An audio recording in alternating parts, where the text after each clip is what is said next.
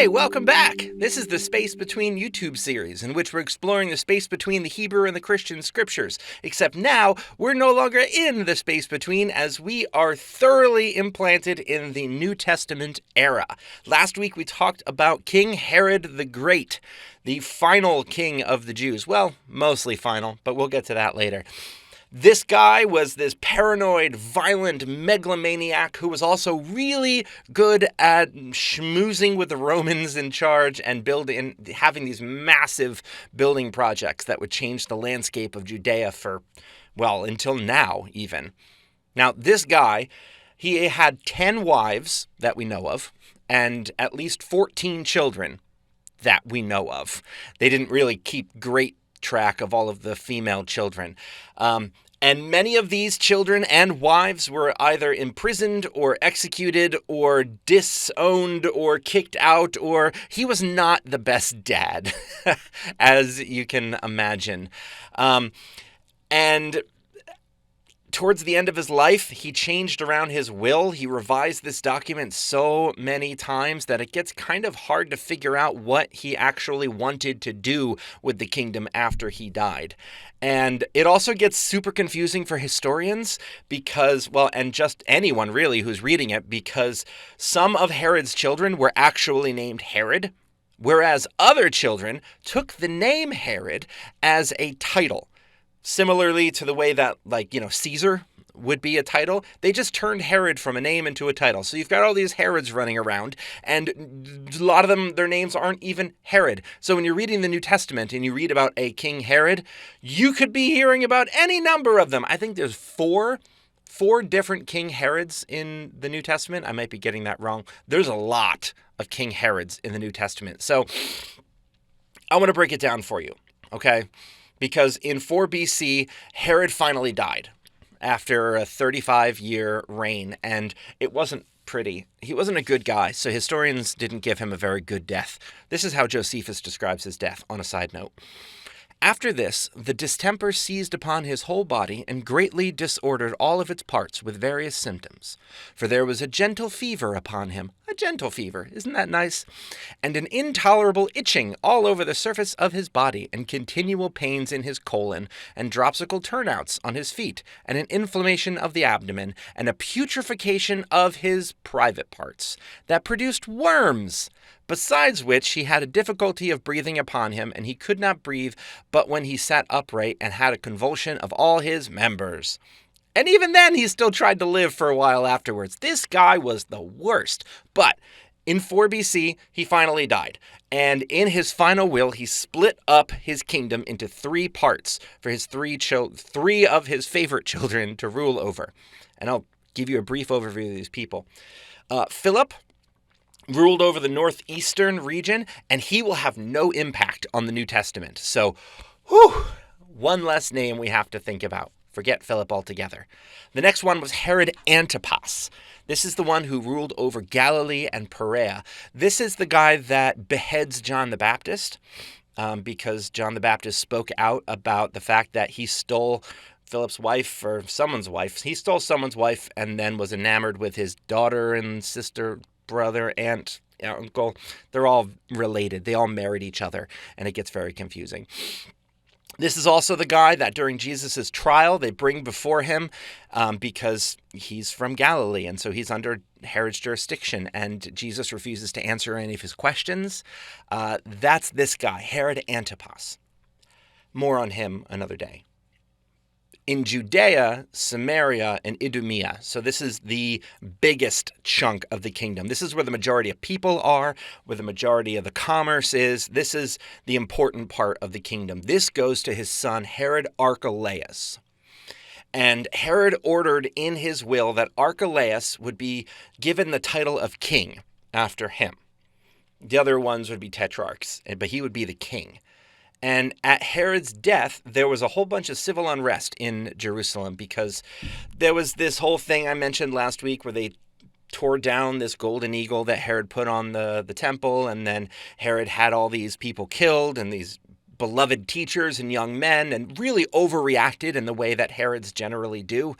And the people were very upset, and they publicly demonstrated nonviolently and showed their frustration. And Herod Archelaus responded by sending in the army into Jerusalem, and like 3,000 people died. So the people of Judea were not big fans of Archelaus. This was how he was starting his term, was by killing everyone and bringing in the army. And they also accused him of like, hey, your dad just died. You haven't even officially been made king yet, but here you are acting like a king. How can we trust you? So because Judea was a Roman kingdom now, the three brothers had to sail to Rome to meet with Caesar Augustus and to go over the will and to make sure that everything was in order and that Rome would issue all of the, proclamations. And because Archelaus was so unpopular, there was also a contingent of Jews who went to argue that he not be given the kingdom because he's awful. He's like as bad-tempered and bloodthirsty as his father with none of the diplomatic skills. You know what? In Luke 19, I believe, Jesus actually uses this in one of his parables. This is our text for this coming week, too. He says in Luke 19, "A man of noble birth went to a distant country to have himself appointed king and then to return. So he called 10 of his servants and gave them 10 minas. 'Put this money to work,' he said, 'until I come back.' But his subjects hated him and sent a delegation after him to say, 'We don't want this man to be our king.' He was made king, however, and returned home. Then he sent for the servants to whom he had given the money in order to find out what they had gained with it." And this parable at this point follows the normal formula that you'd imagine, with the servants making various amounts of money, having taken various amounts of risk, and then being rewarded according to how much profit they were able to bring back. And the last servant hid the money because he knew that this king was vicious and that he reaped where he did not sow and gathered where he did not deposit, which means he stole from people. He was ruthless and he took from his people, and this guy was scared of him, scared of losing the money. And then the king said to those standing by, "Take his mina away from him and give it to the one who has 10. "Sir," they said, "he already has 10. He replied, "I tell you that everyone who has, more will be given. But as for one who has nothing, even what they have will be taken away. But those enemies of mine who did not want me to be king over them, bring them here and kill them before me." This is one of the weirder iterations of this parable. Probably why it doesn't show up in the lectionary and people don't preach on it. But Jesus was using this 30 years after the fact.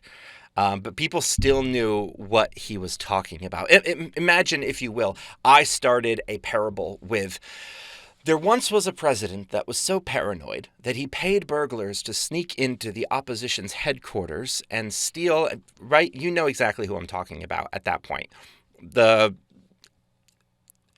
And just the tone of which I say these things lets you know that I'm not being very kind to Nixon.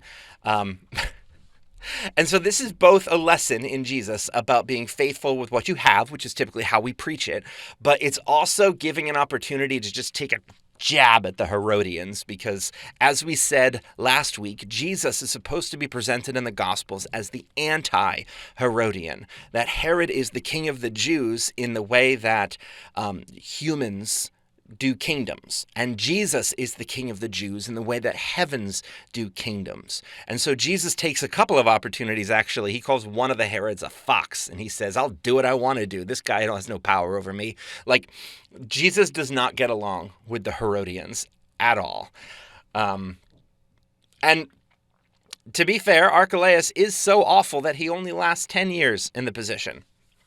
And when wide-scale riots and the people say, "Get this guy out of here," Rome, instead of putting in another client king, just decides to make Judea a Roman province. And so the lands of Samaria, Judea, and Idumea become the Roman province of Judea, leaving, those northern places of Galilee and upwards to stay with Philip and with Herod Antipas.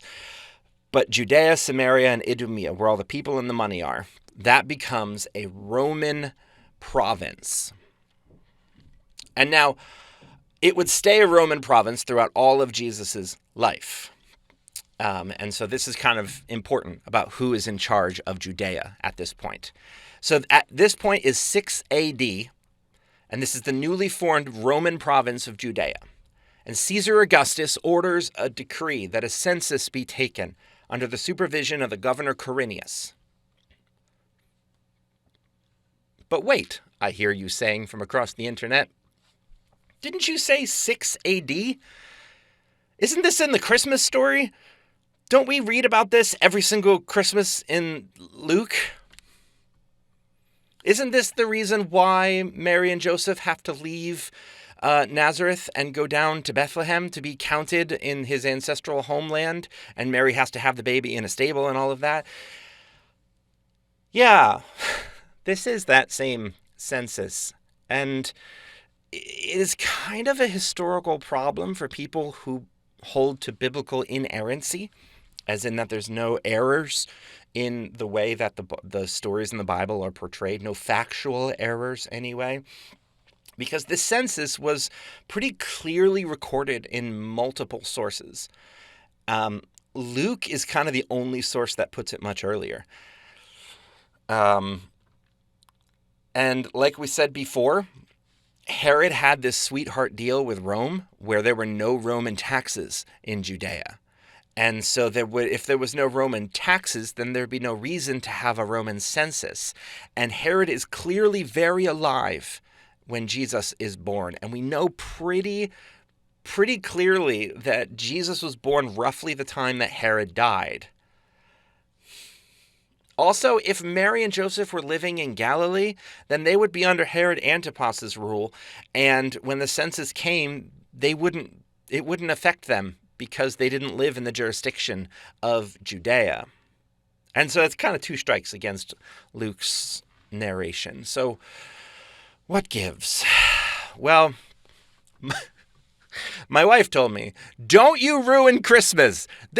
We are already ruining Christmas this year. Don't you dare ruin the Christmas story for these people. But I can't help it, okay? It's not ruined.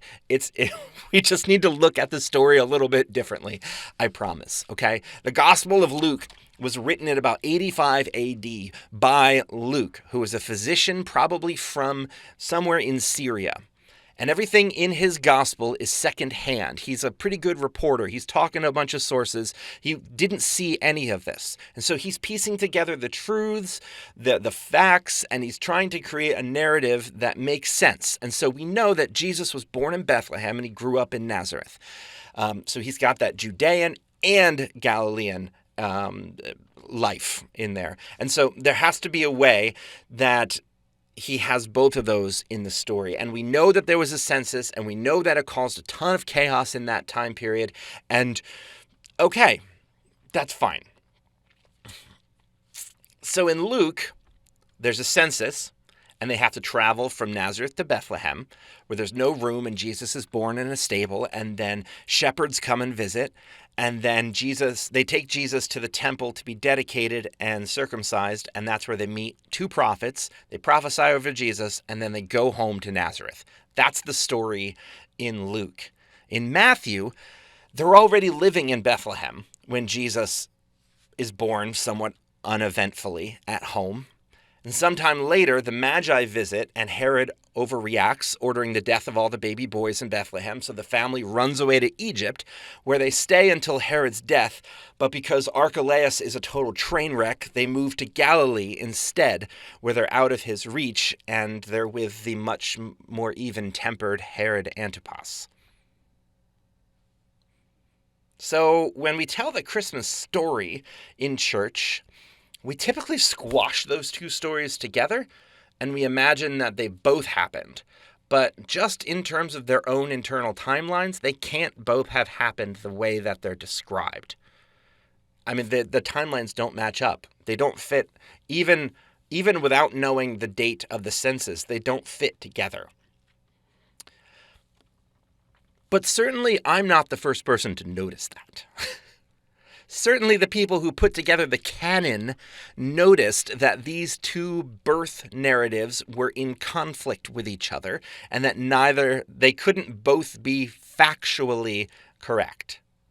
So why did the early church allow these two birth narratives to commingle instead of choosing the most accurate one and cutting the other one out? Because as I've said before, very early on in this series, ancient history is much more interested with truth than with fact. Modern history cares about fact. We care who did what year, what they said, what they did, what their name was, and we care a lot about the fact. And we say, let the truth-telling, be up to the people who interpret history after the fact.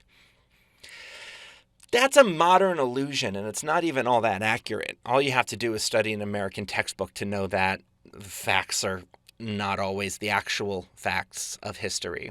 So the ancient writers were much more concerned about the truth behind the thing. Sure, the main bones of the story are definitely true. They're consistent. But the truth it's trying to convey is what's important in these. And those truths are that Jesus was born in Bethlehem, in Judea, and he grew up in Nazareth of Galilee. The truth is that he was born powerless. He was a peasant pawn whose destiny was swayed by powerful and often awful men. The truth is that despite there being a handful of powerful men who ruled the world, God was working behind the scenes to turn the world upside down through common people, through good people, through people who will never have the great after their names. But as I often say, great men are rarely good men, and God works primarily with good people and not with great people. So remember that as we tell the Christmas story again this year, that the details of the story are malleable. So the truth can be expressed in ways that can make meaning out of our lives. And if there's ever been a year where we need the freedom to reinterpret the Christmas story, it's got to be this year. Has there ever been in your lifetime a Christmas more disjointed? A Christmas that evokes more conflicting and strange feelings than this one? And I wonder then, as you read these Christmas narratives in Luke and in Matthew, and then there are some other ones out there too, but the two canonical ones, what are the feelings that these evoke this year that they didn't evoke in the past? What are the parts of these stories that stand out more to you now than they did before?